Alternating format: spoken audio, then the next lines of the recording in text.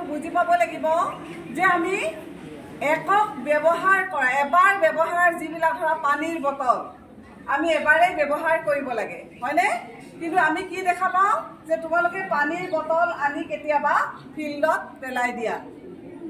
এইটো এটা বেয়া কথা এই কাম তোমালোকে কেতিয়াও আজিৰ পৰা কৰিব নোৱাৰিবা আৰু আমি প্ৰতিজ্ঞা কৰিলো তোমালোকে চিপছ খোৱা চিপছৰ পেকেটবোৰ আনি কেতিয়াবা যতে ততে পেলোৱা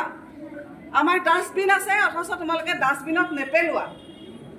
এইটো সকলোৰে কৰ্তব্য যদি তোমালোকে দেখা যে কৰবাত বিদ্যালয়খনৰ কোনোবাটো চুকত বা কোনোবাটো কোণত লেতেৰা হৈ আছে তোমালোকৰ কৰ্তব্য যে তোমালোকে কি কৰিব লাগিব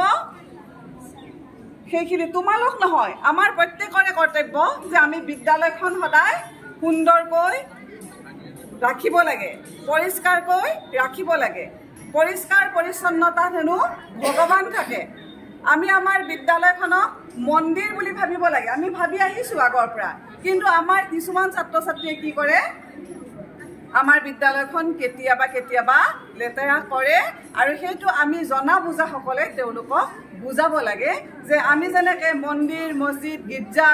বা তেনেধৰণৰ ঠাইবোৰক তেনেধৰণৰ ধৰ্মীয় ঠাইবোৰক যিদৰে পবিত্ৰ ঠাই বুলি আমি গণ্য কৰোঁ ঠিক তেনেদৰে আমাৰ বিদ্যালয়খনকো আমি পবিত্ৰ ঠাই বুলি গণ্য কৰিব লাগে আৰু সেই আমাৰ বিদ্যালয়খন আমি সদায় চাফা চিকুণ কৰি ৰাখিবলৈ চেষ্টা কৰিব লাগে মনত থাকিল নহয় হয় নহয় আজিৰ পৰা আমি কি কৰিম যে আমাৰ বিদ্যালয়খন আমি পৰিষ্কাৰকৈ ৰাখিম